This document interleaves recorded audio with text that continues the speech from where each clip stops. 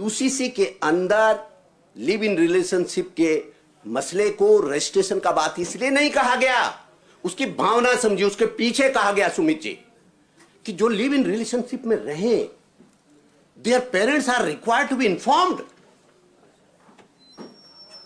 उन कम उम्र के लड़के लड़कों को उनके माता पिता को पता होना चाहिए। हमारे यहां जब अरेंज मैरिज करते थे तो 30 साल में भी माता पिता को पूछ के ही करते थे। एक तरफ तो आप इतने परंपरावादी बात करते हैं और दूसरी तरफ का आप कह रहे हैं कि वो this is infringement of the privacy. हम बताना नहीं चाहते, लेकिन वो जो तमाम सारी चिंताएं जिसकी तरफ इशारा, कौन कलावा बांध के, कौन नाम बदल करके, कौन गुड्डू लिख करके, कौन सोनू लिख करके, किस प्रकार के फ्रॉड्स होते हैं। मैं आपको बता रहा हूं 9 लोगों को, ऐसे लोगों को मुझे जेल 3 महीने के अंदर भेजना पड़ा जिन्होंने डिसेप्टिव प्रैक्टिसेस को एडॉप्ट करके, नाम छुपा करके, धर्म छुपा करके लड़कियों को फंसाने का काम किया। और जब उसके बाद असलियतें मालूम पड़ी। लॉ लोग इवेड करेंगे, इस चक्कर में हम लॉ नहीं बनाएंगे, हम कानून नहीं बनाएंगे। लॉ लोग इवेड करेंगे। लॉ इवेजन का काम करने वाले लोगों के लिए हमारी लॉ एनफोर्सिंग एजेंसी है, लेकिन उसके डर के मारे हम कानून नहीं बनाएंगे, ऐसा नहीं हो सकता। और जो लोग धड़ेआम ये कहते हैं हम कानून को नहीं मानेंगे, तो मुन्ना सिंह चौहान नाचीज होते हुए मैं फिर भी ये कह रहा हूं, जो ये कहेगा इस देश के अंदर, इस प्रदेश के अंदर हम कानून को नहीं मानेंगे, उसे सोचना पड़ेगा कि उसके उत्तराखंड में रहना है कि नहीं रहना है। उत्तराखंड के कानून मानने के लिए हर उत्तराखंड का निवासी बाध्य है। यह इजाजत किसी को नहीं दी जाएगी कि वो कहें कि हम कानून को नहीं मानेंगे। सुप्रीम कोर्ट ये कह रहा है, क्वेश्चन ये था कि जो फंडामेंटल राइट्स है क्या उसको भी एब्रोगेट किया जा सकता है। तो परोक्ष रूप से सुप्रीम कोर्ट ये कह रहा है कि जो कॉमन सिविल कोड है, जो directive principle of state policy है, वो कोई ऐसा नहीं है कि उसको ऐसे छोड़ दिया गया कि भैया चौराहे पे से चाय पीते हुए कुछ बातचीत कर लेना, never implemented. It is a resolve of our founding fathers. आज तारीख तक दुनिया के किसी भी जगह पर ऐसा कोई कानून नहीं बना जिस कानून ने समय के साथ, क्योंकि समय ही सबसे बड़ा टेस्ट होता है, इसलिए हम शब्दावली भी कहते हैं टाइम टेस्टेड। समय ही बताता है समय समय पे कि क्या खामी है, कौन से लूप होल्स है। और हमारा काम है, हम ऑनरशिप लेते हैं इस बात की, हम भागते नहीं जिम्मेदारी से, हम ऑनरशिप लेते हैं कि कानून जो बनाएंगे उसमें जो लूप होल्स भी जरूर होंगे, समय के साथ कुछ डिफिकल्टीज भी सामने आएगी, उसको भी इरेडिकेट करेंगे, उसके लिए भी फिर से कदम उठाएंगे। लेकिन उसका मतलब यह है कि हम किनारे बैठे रहेंगे, लहरें गिनते रहेंगे। आपको समाज के अंदर प्रोएक्टिव होकर के चेंजेस लाने हैं। माननीय अध्यक्ष जी,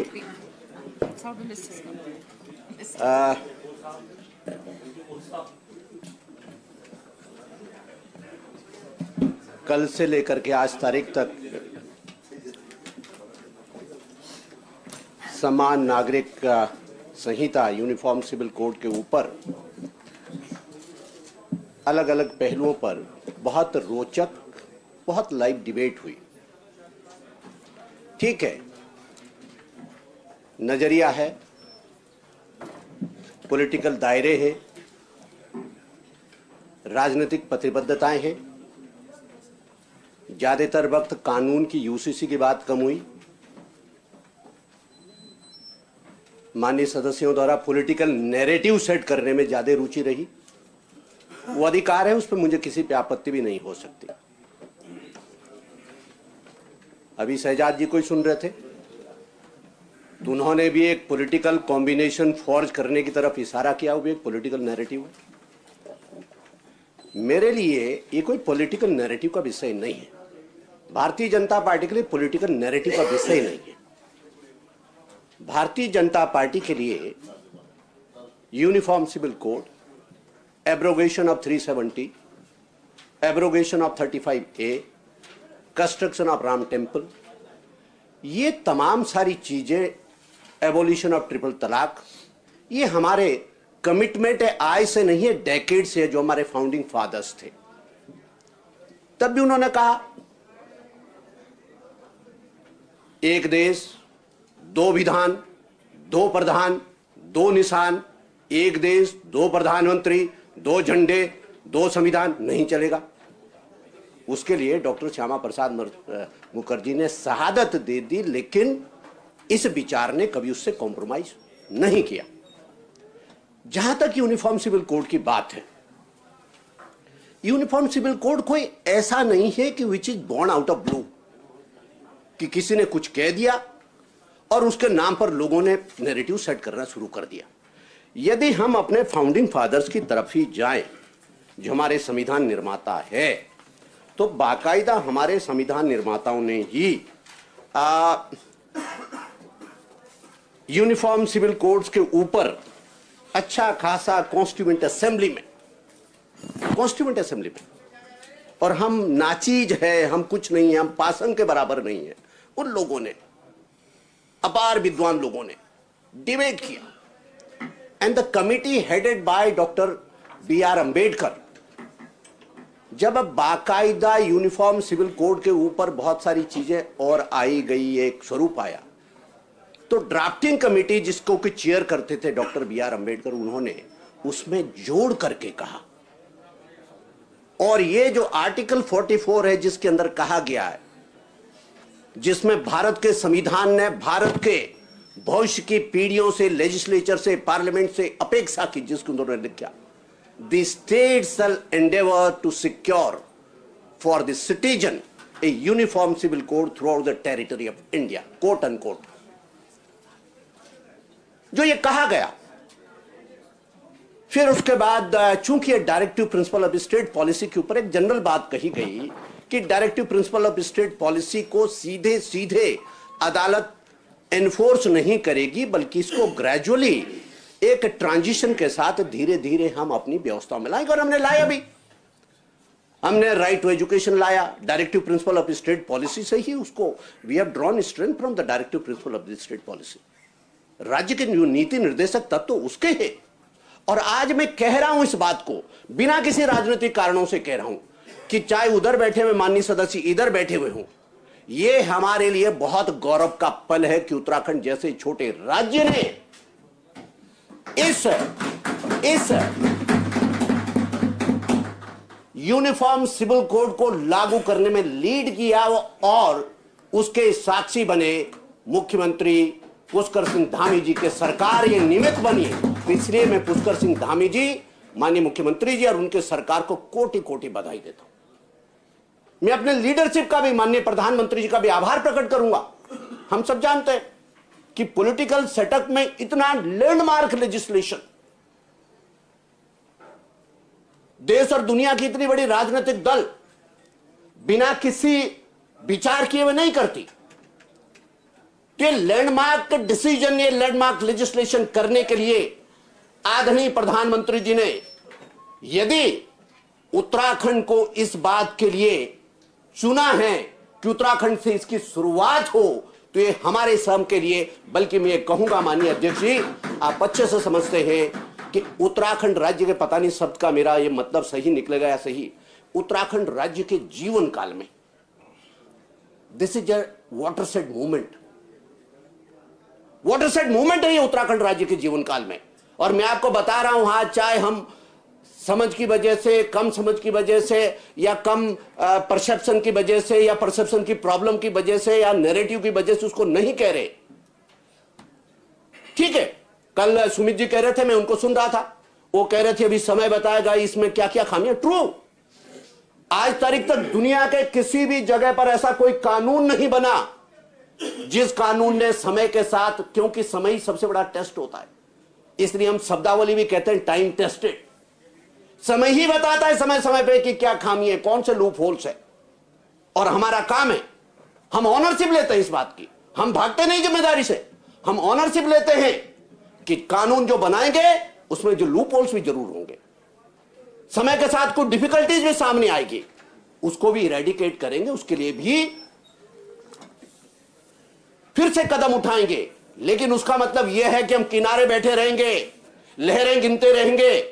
आपको समाज के अंदर प्रोएक्टिव होकर के चेंजेस लाने हैं तो आपको शुरुआत करनी पड़ेगी, आपको कदम उठाने पड़ेंगे। इसके लिए माननीय मुख्यमंत्री जी के साहस की जितनी प्रशंसा की जाए कम है। मैं आपसे एक बात कहना चाहता हूं, हम सोते जागते सब लोग, हमारा अदालत में भरोसा है, हम अदालत में विश्वास करते हैं, हम अदालत का सम्मान करते हैं। मेरे मित्र, कई बार जब मैं और प्रीतम सिंह जी बात करते हैं तो मीडिया से लेकर के, इधर से लेकर के लोग अपना बहुत आनंद उठाते हैं। They consider us to be the weight in oil. We are not, we are friends. उन्होंने केशवानंद भारती का जो पहला लैंडमार्क जजमेंट था सर्वोच्च न्यायालय का, उसका जिक्र किया, लेकिन मेंशन करके छोड़ दिया, मेंशन करके छोड़ दिया। उसी केशवानंद भारती जजमेंट के अंदर सुप्रीम कोर्ट ने कहा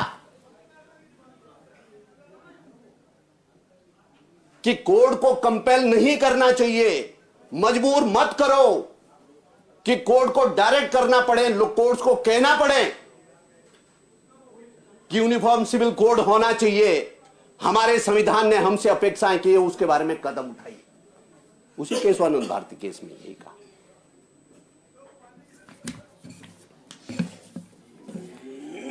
हमको यहां, यदि आप कहें माननीय अध्यक्ष जी, मैं उसको बहुत इंपॉर्टेंट है। First landmark judgement in which the Supreme Court manifest its desire for implementation of the Uniform Civil Code was His Holiness Keswanand Bharati versus State of Kerala. While examining the question whether the Parliament can abrogate the fundamental right in order to effect some of the directive principles of the state policy. जरा समझिए इसको। Supreme court ये कह रहा है, question ये था कि जो फंडामेंटल राइट्स है क्या उसको भी एब्रोगेट किया जा सकता है?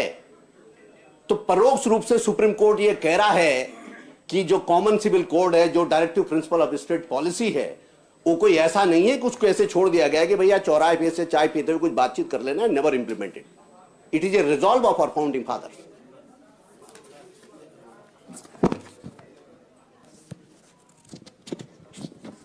कोर्ट कह रहा है आर्टिकल 44 जिसकी हम चर्चा कर रहे हैं, जिसके तहत यूनिफॉर्म सिविल कोड को हमने कदम उठाया, article 44 enjoins the state shall endeavor to secure for the citizen a uniform civil code throughout the territory of India, desirable as it is. Court कह रहा है desirable as it is, the government has not been able to take any effective steps towards the realization of this goal. तो आपकी सरकारें 50 साल तक नहीं उठा पाई, तो हम उठा रहे हैं, इसकी सराहना करिए। धामी सरकार की इस बात के लिए सराहना करिए, भारतीय जनता पार्टी की इस चिंतन की सराहना करिए। मान्यवर सरला मुदगल बनाम यूनियन ऑफ इंडिया में इशू ये था, Hindu husband who contracted a marriage under the Hindu law has attempted to solemnise a second marriage after converting to Islam. लोग कह रहे हैं ना हिंदू मैरिज एक्ट है, हिंदू कोड बिल है, उन्होंने कहा दूसरी शादी करनी है, कुछ दिनों के लिए मुसलमान बनता हूं, शहजाद साहब चले दूसरी शादी करनी। डिटेल्ड है ये, सुप्रीम कोर्ट तक गया। सुप्रीम कोर्ट ने फिर फ्रस्ट्रेशन जाहिर की, अपेक्षा की, और सुप्रीम कोर्ट ने फिर इस बात के लिए कहा,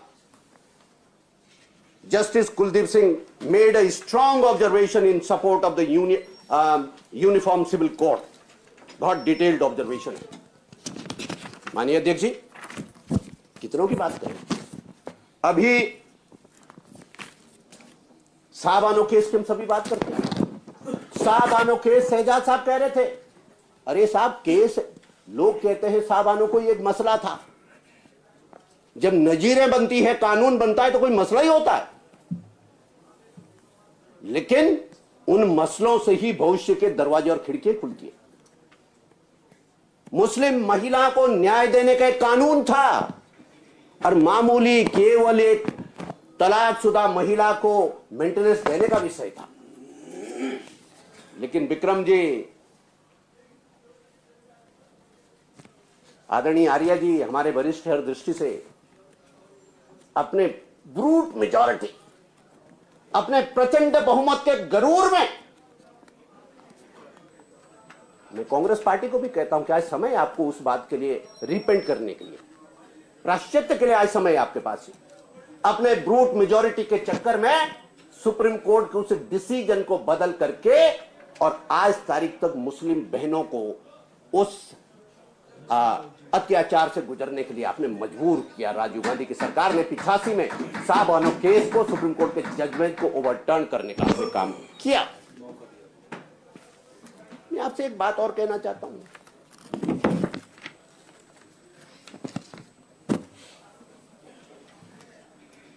यही बातें, यही तर्क तब भी तो कही जा रही थी जब ट्रिपल तलाक के हम कहते हैं कि इनह्यूमन है।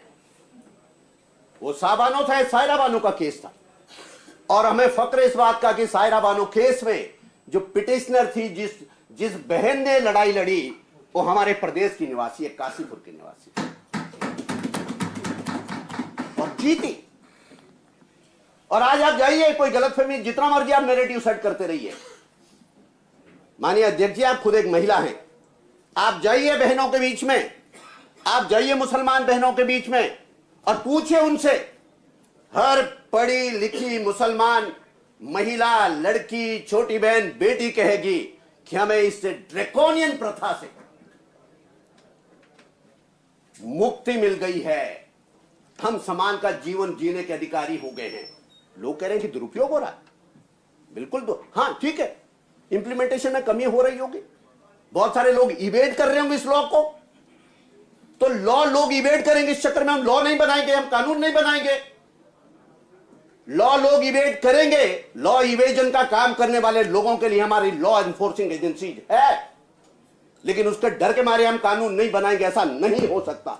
और जो लोग धड़ेआम ये कहते हैं हम कानून को नहीं मानेंगे, तो मुन्ना सिंह चौहान नाचीज होते हुए मैं फिर भी ये कह रहा हूं, जो ये कहेगा इस देश के अंदर, इस प्रदेश के अंदर हम कानून को नहीं मानेंगे, उसे सोचना पड़ेगा कि उसके उत्तराखंड में रहना है कि नहीं रहना है। उत्तराखंड के कानून मानने के लिए हर उत्तराखंड का निवासी बाध्य है। यह इजाजत किसी को नहीं दी जाएगी क्यों कहें कि हम कानून को नहीं मानेंगे। Law will take its course. मानिए अध्यक्ष, अभी आदरणीय प्रीतम सिंह जी कह रहे,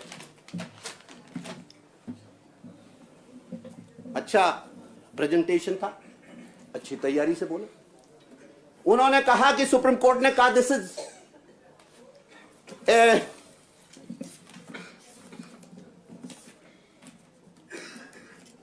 उन्होंने कहा कि सुप्रीम कोर्ट ने कहा है कि ये बड़ा एक पागलपन है कि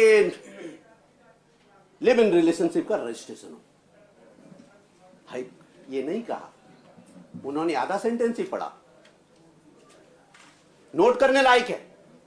सुप्रीम कोर्ट ने कहा what the centre has to do with the registration of the living in relationship. Supreme court ने यह कहा कि केंद्र का काम छोड़ो ना, ये केंद्र को क्या लेना देना लिव इन रिलेशनशिप के रजिस्ट्रेशन के। सुप्रीम कोर्ट ने यह नहीं कहा कि रजिस्ट्रेशन नहीं होना चाहिए, और यह सच भी है।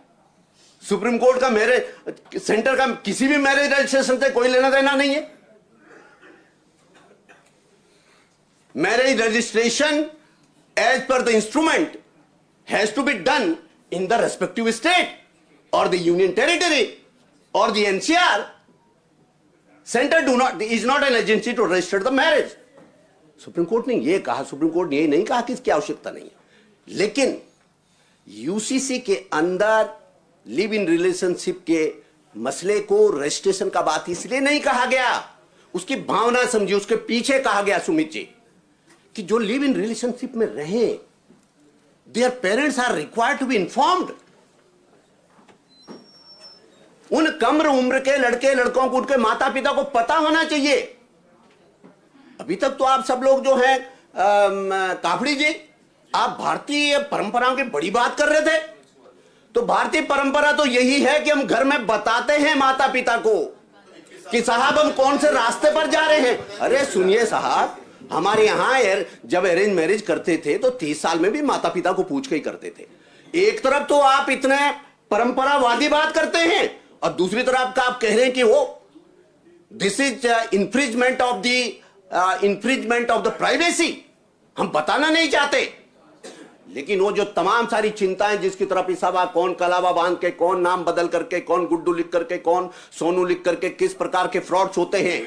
9 लोगों को मैंने 3 महीने के अंदर, विदाउट एग्जैजरेशन कह रहा हूं काफरी जी, आप मेरे स्वभाव को भी जानते हैं, I am a very responsible kind of an speaker.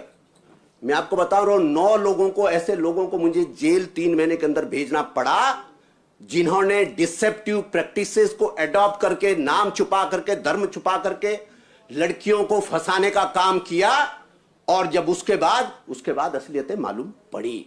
इसलिए ये परिस्थितियां उत्पन्न हुई कि लिव इन रिलेशनशिप, बेशक बहुत बड़ा समाज भारत में इसे भारतीय परंपराओं के विरुद्ध मानता है, लेकिन जब सर्वोच्च कोर्ट ने सेटल कर दिया तो हम उसको कर कुछ नहीं सकते।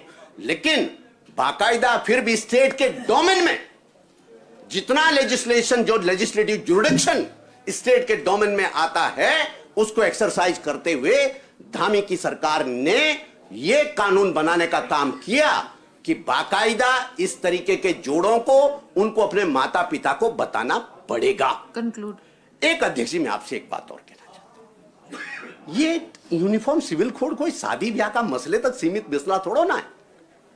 It is an progressive legislation. ये तमाम सारे वीमेन एम्पावरमेंट के मामले में अब बहुत सारे लोगों ने कहा कि अरे साहब, वो आप ये बालिकाओं को, महिलाओं को प्रॉपर्टी में अधिकार दे देंगे तो उसके बाद तो वो उसमें, देखिए साहब, मेरे ख्याल से हम में से कोई ऐसा भी नहीं है। वो एक कहावत है हमारे गांव देहात में कि कबूतर के आंख बंद कर देने से बिल्ली का डर खत्म नहीं हो जाया करता। हकीकत से आंख मिचोली नहीं की जा सकती। आज हमारे सबके पास कोई ना कोई केसेस जैसे हैं जहां बहन का भाई के साथ मुकदमा, यहां तक कि मेरे पास तो ऐसे केसेस भी है जहां मां का बेटी के साथ मुकदमा है। तो उसके बारे में यदि हम कोडिफाई करने की कोशिश कर रहे हैं, हम उसको कानूनी जामा पहनाने की कोशिश कर रहे हैं, और जो प्रोसेस ऑफ लॉ है उसको ठीक करने का काम कर रहे हैं, तो मेरे ख्याल से उसके साथ खड़े होने की जरूरत है। मैं जो एक्सपर्ट कमेटी कॉन्स्टिट्यूट की थी सरकार ने, एक्सपर्ट कमेटी की रिपोर्ट तो सरकार के पास हो गई, लेकिन एक्सपर्ट कमेटी में एक मेंबर थे जस्टिस प्रमोद कोहली जी। बड़ी मार्मिक बात माननीय अध्यक्ष जी उन्होंने एक, उनकी मैंने कुछ पंक्तियां कहीं पर पढ़ी। हम लोग हमेशा से देखते आए, कोई एक तराजू देखते हैं, उसमें पट्टी बंधा हुआ है और वो तराजू एक तरफ झुका हुआ है, क्या है, फलाना है, वो कानून है, पट्टी बांधा हो। तो हम कहते थे, हमारे यहाँ कहावत है देश में, कानून अंधा होता है। क्यों इंजीनियर साहब, कहावत है ना, ये कहावत है। हम क्यों कहते हैं कि Indian constitution is a living document? ये डेडवुड नहीं है। भारतीय संविधान रोता है, हंसता है, उल्लास मनाता है, दुखी होता है, और जब कभी भी कोई ऐसी परिस्थिति होती है तो हमें गाइड करता है कि अमेंड। इसीलिए लिविंग डॉक्यूमेंट है कि 100 के करीब हम अमेंडमेंट कर चुके हैं। इसे टाइम टेस्टेड बोलते हैं। यही समय के साथ रेजिलियंस हमारे सिस्टम का, लचीलापन हमारा क्या है कि परिस्थितियों के मुताबिक हम अपने आप को एडजस्ट करते हैं। That is the success. जज साहब ने क्या लिखा, रिटायर्ड जज है, इंसाफ करने की कसम खाई थी, इसलिए आंखों पर पट्टी लगाई थी। इंसाफ हो बिन देखे, बिन पहचाने, कानून ने कुछ ऐसी रस्म बनाई थी। मेरे खामोशी को मेरी कमजोरी माना गया, इसलिए मुझे बतौर अंधा कानून जाना गया। आगे उन्होंने जो कहा बड़ा मार्मिक है साहब, न मैं अंधा हूं, न मैं खामोश हूं, अपनी ही बंदिशों से रूपोश हूं, मैं समझ गया हूं। Why do we call that society is a dynamic process? Why do we call constitution is a dynamic document? Why do we say legislation is a dynamic process? Law making is a dynamic process. Requirement of the society is a changing environment. Resilience of the society is the success of the society. आगे उन्होंने कहा, मैं समझ गया हूं, मुझे संवरना होगा। ये जज लिख रहा है, मैं समझ गया हूं, मुझे संवरना होगा, अपनी ही, इसलिए अपने अंदाज को बदलना होगा। मैं समझ गया हूं, मुझे संवरना होगा, इसलिए अपनी अंदाज को बदलना होगा। और आगे जो कहा है उसको सुन लीजिए साहब। वक्त आ गया है आंखों से पट्टी खोली जाए, वक्त आ गया है आंखों से पट्टी खोली जाए और सच्चाई आंखों के सामने तौली जाए, आंखें बंद करके नहीं। This is the hour, need of the hour. हमारी और मैं आपसे कहना चाहता हूं, नहीं साहब कहां की बात करते हैं हम, किस कानून की, किस रिलीजियस कानून की बात करते हैं। देखिए आप यदि बैकग्राउंड में जाएंगे अध्यक्ष sir, if I may ma'am, एक minute, let me complete then you can comment, you are a very enlightened member. मानिए अध्यक्ष तो होता रहा सभी धर्मों में, आप तो टीचर भी रही हैं मुझे मालूम है। बाकायदा गैलीलियो जो साइंटिस्ट था उसने ये कह दिया कि भाई ये तो झूठ कह रहा है चर्च कि सूरज पृथ्वी की चारों तरफ घूमता है, उल्टा है, पृथ्वी सूरज की चारों तरफ घूमता है। तो चर्च ने कहा फांसी की सजा, माफी मांगी तो कैद, जेल। और पुरानी बात नहीं बता रहा हूं, पोप जॉन पॉल II तक Galileo was an offender of the church. Vatican city में उनका नाम था दोषियों में, उन्होंने उस लिस्ट से नाम हटाया। लेकिन जिस सनातन को ढोंग कहा जाता था, जिस सनातन को ढोंग कहा जाता था, आदि ऋषियों ने कहा कि हमारा जो सौर्य मंडल है वो चक्कर काटता है। नासा से हजारों साल पहले सौर्य मंडल चक्कर काटता है। मॉडर्न साइंस ने कहा क्या बेवकूफ है, क्या ये सनातनी, क्या ये हिंदू धर्म की बात करने वाले कैसे अंधविश्वासी बात करते हैं। आज अध्यक्ष जी मुन्ना सिंह चौहान जैसा अनजान अज्ञानी व्यक्ति नहीं कह रहा है, आज नासा कह रहा है कि सूरज ही नहीं पूरा सोलर सिस्टम जो मिल्की वे गैलेक्सी है, जो आकाश गंगा है, जो क्षीर गंगा है, उसके न्यूक्लियस के चारों तरफ चक्कर काटता है। और जानते कितने स्पीड से चक्कर काटता है? 8 लाख किलोमीटर प्रति घंटा के हिसाब से। और फिर भी उसको एक चक्कर काटने में 23 करोड़ साल लगते हैं। और सूरज जब से बनाए तब से अब तक केवल 19 चक्कर काट पाया मिल्की वे गैलेक्सी के, 20वां चक्कर चल रहा है। इतना ही नहीं, जो सर्न लैब बनी CERN, जिसमें गॉड पार्टिकल का परीक्षण हुआ, गॉड पार्टिकल उसका साहित्यिक नाम है, उसका साइंटिफिक नाम है हिग्स बोसॉन। और उसमें भी खुशी की बात यह है जो बोसॉन नाम है वो भारतीय वैज्ञानिक थे, सत्येंद्र नाथ बोस, कैलकाटा विश्वविद्यालय, ढाका विश्वविद्यालय के फिजिक्स के प्रोफेसर थे, उनके नाम पर है। जब ये पार्टिकल का टेस्ट हुआ, आपको मालूम हुआ 8-10 साल पहले वो खूब अफवाह चली थी दुनिया खत्म होने वाली है, वो कई किलोमीटर लंबे अंडरग्राउंड लैब उसके लिए बनाई गई, दुनिया की सबसे बड़ी लेबोरेटरी है। जब ये देखा गया और एक टेस्ट किया गया कि अस्तित्व क्या है, मैटर क्या है, वेट कहां से आता है, वजन कहां से आता है, E = mc², मासी ऊर्जा है, तो ये कहां से आएगा। तो जब उसका टेस्ट हुआ और जो सारी सब उसकी, जब वो लार्ज हेड कोलाइडर उसको बोलते हैं, जब उसको बाकायदा कोलाइड किया गया पार्टिकल्स को, तो जो एक्टिविटीज हुई, तो फिट्ज कैपरा उसी सर्न लेबोरेटरी का अध्यक्ष जी, फिट्ज कैपरा, मुन्ना सिंह चौहान नहीं, Fitz capra the scientist of the सर्न लैब ने लिखा, सर्न लैब के एंट्रेंस पर भगवान नटराज की प्रतिमा लगाई गई। ये मैं इस पर पे कह रहा हूं, मैं सनातन की ताकत बता रहा हूं। भगवान नटराज की प्रतिमा लगाई गई और फिट्ज कैपरा ने कहा the construction and destruction of the universe, the construction and destruction of the universe resembles with the cosmic dance of the Lord Shiva, quote unquote। कोई अंधविश्वास नहीं है, इट्स ऑल टाइम टेस्टेड। इसलिए लेकिन उसके बावजूद भी ये बाकायदा हमारा सनातन है कि हम सब चीज को लोग कहते हैं आज दुनिया में क्या चल रहा है, पर्यावरण दिवस, विश्व पर्यावरण दिवस, कोई कहता है विश्व फलाना दिवस। हम तो भैया पहले से पेड़ को तागा बांधते आए, हम तो पीपल को पानी देते आए, हम तो तुलसी के पौधे को पानी देते आए। हमारा सनातन ही अकेला ऐसा है जिसमें हम कहते हैं ओम पृथ्वी शांति, अंतरिक्ष शांति, माननीय सदस्य, विश्व शांति। हम पूरे दुनिया के, ultimately it is A scientific treatise it is A scientific treatise. लेकिन उसके बावजूद भी हम और हमारा विचार परिवार, हमारी सरकार इस बात को मानती है कि बदलती हुई दुनिया में सब चीजें करनी पड़ेगी। मैं आपको लेटेस्ट बता रहा हूं अध्यक्ष जी, उससे बड़ा सुमित जी कोई अवसर नहीं हो सकता।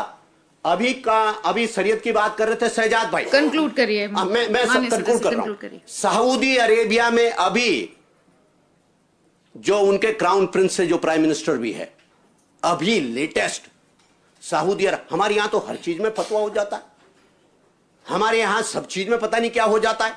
वहां पर सऊदी अरब में क्राउन प्रिंस ने अपनी एजुकेशन पॉलिसी अनाउंस करते हुए कहा कि हम स्कूलों में गीता और रामायण को पढ़ाएंगे, सऊदी अरब में पढ़ाएंगे, सऊदी अरब में गीता और रामायण को पढ़ाएंगे। हाँ क्या बता, एक मिनट, हाँ क्या बता रहे हैं? नहीं सुमित जी कुछ कह रहे थे। पंडित नेहरू कौन बता रहे थे? अच्छा आप कह रहे थे, मैं बता रहा हूं पंडित नेहरू का। सऊदी अरब के प्रिंस 1955 में भारत आए, प्रिंस नहीं किंग साउथ भारत आए। पंडित नेहरू प्रधानमंत्री थे, वो काशी गए जहां आज काशी विश्वनाथ है। तो पंडित नेहरू ने काशी के मंदिरों पर कलमा लिखे हुए पर्दे डलवा दिए थे और बनारसी नाम के जो नहीं सुनिए, और उन्होंने लिखा था अदना सा गुलाम निकला उसका काशी से, काशी के भूत खानों अपने मुंह छुपा लिए। ये ट्रीटमेंट आपने सनातन के साथ किया था। हम सुन रहे हैं, बड़ी पेशेंटली सुन रहे हैं। मुझे ना साइलेंट है, आपको ऑथेंटिक नहीं है, फिर क्या जबरदस्ती बोल रहे हैं? ना ऑथेंटिक नहीं है, बाकायदा। परसों ही सेलुलर जेल से आया हूं विजिट करके, इनके इस झूठ का भी जवाब दे रहा हूं। परसों ही सेलुलर जेल से, अंडमान की सेलुलर जेल से इस देश के महानायक परम बलिदानी वीर सावरकर के चरणों की धूल को माथे पे तिलक लगा करके आते हूं। दे मिल गई आजादी बिना खड़क बिना डर, ऐसी कोई आजादी नहीं मिली। माफीनामे, you go by the sacrifices of the freedom fighters. You go. अच्छा मुझे एक बात बताइए। अच्छा चलिए, नहीं बातें तो आप शुरू कर रहे हैं ना, आपने पूछा, इनका भी नाम लीजिए, मैं ले रहा हूं। अच्छा आप एक बात बताइए, अशफाकुल्लाह को आप क्या मानते हैं? नहीं क्या मानते? अशफाकुल्लाह को आप देशभक्त मानते हैं कि नहीं? मानते हैं कि नहीं? नहीं अशफाकुल्लाह को आप मानते हैं कि नहीं? वीर शहीद मानते हैं ना? तो अशफाकुल्लाह ने भी क्लेमेंसी अपील डाली थी, mercy petition. That does not mean he was not a freedom fighter. That does not mean he's not. That was his intelligence. Actually, he was a strategist. He knew how to dodge the Britishers. ऐसा कौन सा परिवार है जिसकी 4 पीढ़ियां jail में रही? आपके लॉजिक के मुताबिक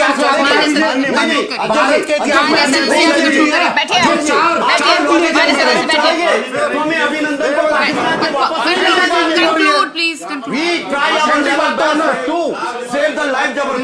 माननीय सदस्य कंक्लूड करिए। सब कुछ बोलेंगे, आप कंक्लूड करिए। हम कुछ नहीं आप कंक्लूड करिए। यूनिफॉर्म सिविल कोड, माननीय सदस्य प्लीज कंक्लूड। यूनिफॉर्म सिविल आप कोड अपनी बात को भारत कंक्लूड की आत्मा जिसमें बसती है, निश्चित रूप से भारत की आत्मा के अनुसार यूनिफॉर्म सिविल कोड यहाँ पर लाया गया है। ये देवभूमि है, सभी वर्गों को इस यूनिफॉर्म सिविल कोड को मानना है और पूरे देश में ये यूनिफॉर्म सिविल कोड एक टॉर्च बियरर, एक मार्ग प्रदर्शक